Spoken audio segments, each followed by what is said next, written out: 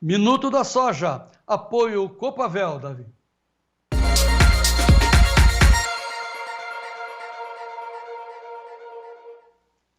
Fala aí, Vlamir, boa tarde.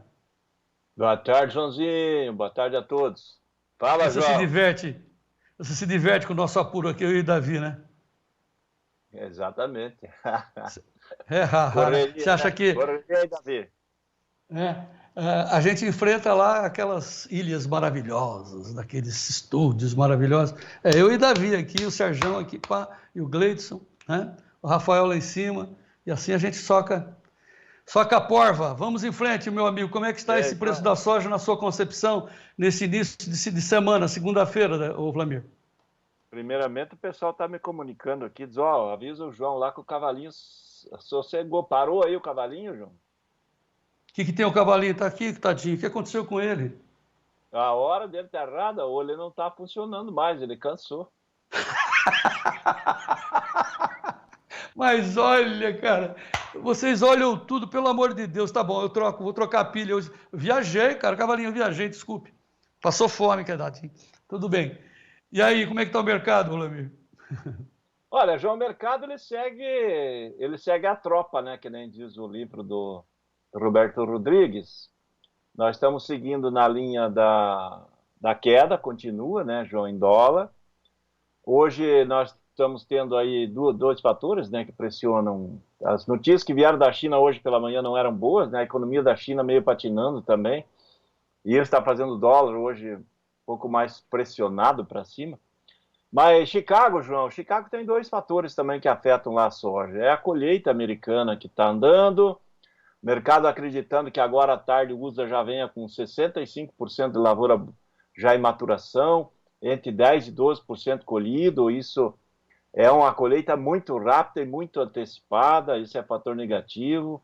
Mesmo com esse calorão todo no Brasil, eles estão olhando para cá e estão vendo que o plantio começou mais cedo e está andando, né, João? Então pesa. E com isso, liquidação lá em Chicago, mais um começo de semana negativo, perdeu 12,90, perdeu 13, né?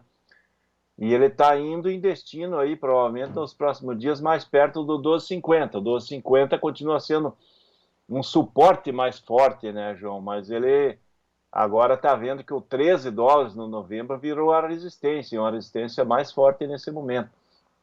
E à tarde, se não tiver nenhuma novidade com relação ao relatório das lavouras, do USDA, que agora já vai se definindo na reta final, não tem muito para acontecer, não. A soja ainda pode cair um pouco mais. Essa é o quadro, porque a relação de soja-milho, o spread entre soja e milho, ou a relação de troca soja e milho, ele está muito favorável à soja. Ou seja, a soja está muito valorizada perante o milho em Chicago. A relação soja-milho está perto de 2,7 bushel de milho por um de soja, e quando o normal seria 2,2, aí no máximo 2,4. Então, isso quer dizer o quê? O pessoal vai acabar vendendo um pouco mais soja para se acomodar, para o milho poder crescer um pouco na sequência e equilibrar mais perto de 2,2. Esse é o quadro que está pressionando a soja hoje, a começo de semana, e voltou a pressionar, né? Para baixo.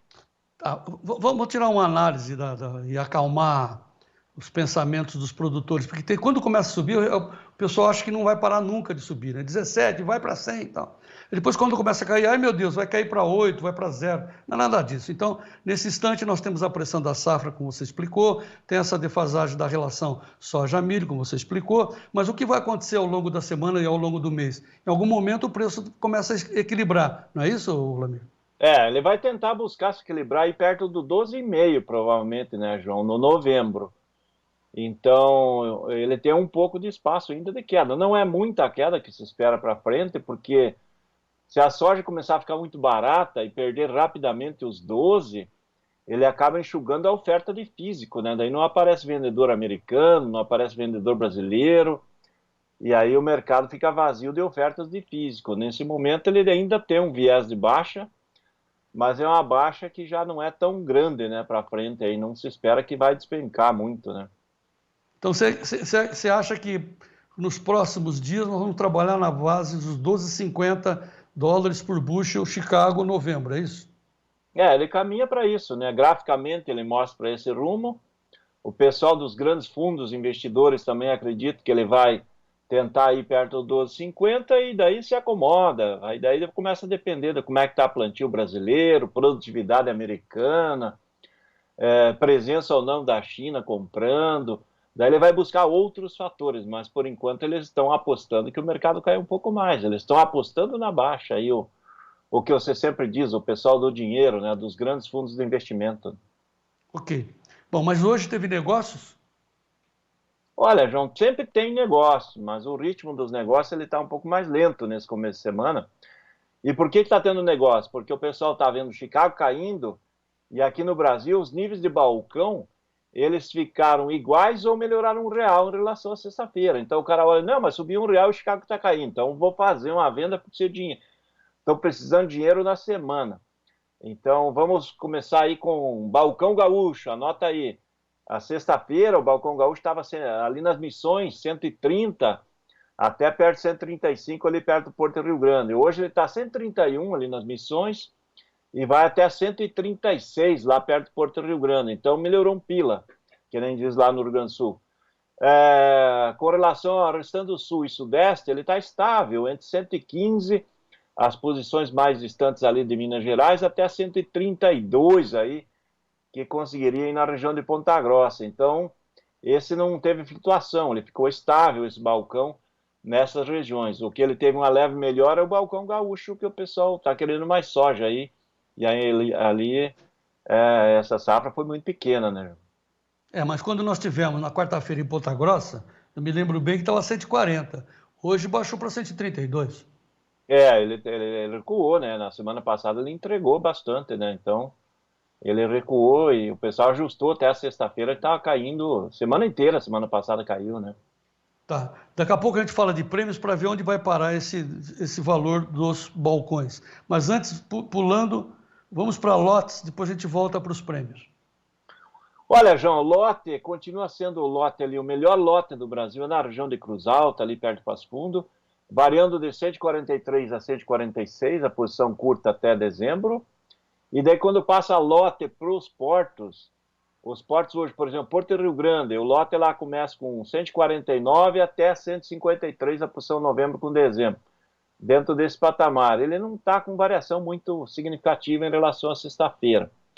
O lote no Porto de Paranaguá, por exemplo, aí já tem uma pressão mais baixa aí, no caso, Paranaguá, o pessoal indicando de 146 a 148, está um mercado mais frágil. E aí o pessoal nem quer muita soja.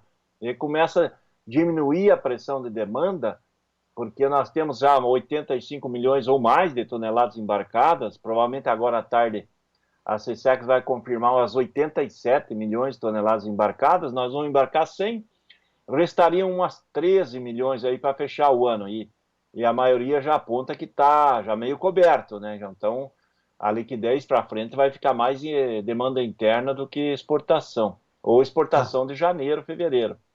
Tá. E hoje o pessoal está mais interessado em safra nova, mas safra nova como está hoje Paranaguá, aí no março 132 até o 135 ali no junho, ainda são números frágeis, o pessoal acha que é pouco, né? Então está deixando correr. Mas o mercado tem caído, né? A questão de pouco mais de uma semana era 140 aí na posição de maio, junho, e hoje já está 134, então caiu mais de R$ 6 em pouco mais de uma semana, né? No safra nova também. Safra nova, então, caiu quanto, você falou? Em R$ 6 em relação à semana atrás. Tá. Deixa eu ver, então, agora os prêmios para saber onde vão parar esses preços. Como é que estão os prêmios do Porto? Olha, João, os prêmios dos portos do curto, a soja disponível para agora outubro até novembro, ele está variando aí. O comprador quer pagar 65 centavos acima de Chicago, o vendedor quer 80 centavos. Na média, 70, 75 centavos. Esse prêmio está estável em relação à semana passada. O prêmio lá de abril e maio, ele agora caiu um pouco. Ele está o vendedor quer entregar menos 80, mas o comprador já quer pagar 1,05 negativo. Ele pagava aí o comprador 95 a R$ 1, a $1 no caso, né? E hoje ele já fala em 1,05. Então o prêmio futuro também pressionou, basicamente por isso que o mercado de Porto Safra Nova em reais está caindo, porque o prêmio futuro ele está um pouco mais fraco hoje. Tá. Vamos pegar então a referência Ponta Grossa, o balcão de Ponta Grossa. Hoje você falou em 132, eu disse que semana passada estava 140. Agora com esses prêmios a futuro caindo e tal, quanto que vai ser praticado em reais? Claro que você falava, depende do dólar, né? Mas quanto você imagina que vai ser praticado no balcão em Ponta Grossa, só como referência? Olha, entre 125, 128, por aí, mais ou menos, nesse patamar, né, João? 128, 125, é? É, por enquanto está caminhando para isso aí, né? Só se virar o dólar, né? Porque os prêmios estão negativos, então vai derrubando, né? O prêmio não tem muito. O prêmio, aparentemente, quando chegar a época do embarque e tudo, vai ser aquela correria, né? O porto congestionado. O prêmio, dificilmente, ele vai navegar muito positivo num período de pico de oferta, né? Porque a gente rodou aí no Paraná, todo mundo comentava, né? Você lembra aí que os armazéns de todo mundo lotado, a gente viu lá da Copavel também armazéns lotados. Isso vem na nova safra, armazéns lotados, o pessoal vai ter que receber o grão e mandar para o porto, né? Então, a pressão de oferta na colheita vai ser bem grande. E hoje nós temos muito pouco negociado perante o que seria o necessário, né? A nível nacional está com menos de 20% negociado, quando deu. O normal seria mais de 30%, Mato Grosso mais de 40%. E todo mundo está mais atrasado na comercialização esse ano. Isso vai refletir em sufoco na hora da colheita, depois da colheita ali no março, abril e maio, né? Nós temos que iniciar uma grande campanha, não é só passar falando algumas frases que a gente vai resolver, nós temos que fazer uma grande campanha onde todo o agro brasileiro, para que a gente possa usar o dinheiro público para, na infraestrutura, essencialmente em fazer novos portos no Brasil, pelo amor de Deus, porque com isso, né, Vladimir, como você sempre explica nas suas palestras, se nós tivéssemos portos, nós não teríamos prêmios negativos, porque a soja fluiria, e aí os produtores brasileiros iam pegar, receber a soja no valor de Chicago e o dólar, e não prêmios negativos porque não temos porto. Nós temos que ter porto. De Vugroli mostra esses números, eu fiquei assustado, falei, nossa, então a gente precisa trabalhar focado nos prêmios. Nós não temos portos, nós exportamos 18 milhões de toneladas mês e vem aí cada vez mais soja, mais milho, mais soja. Precisamos ter uma campanha firme no Brasil para a gente construir portos. Você concorda, Vladimir Brandalize? Exatamente, João. Não só construir portos, a realidade seria aumentar a capacidade dos que tem já, né? Porque os que tem já tem logística para chegar, tem rodovias. Construir é mais difícil, mais demorado, tem essa questão ambiental que atrapalha bastante, né, para a construção de infraestrutura, né?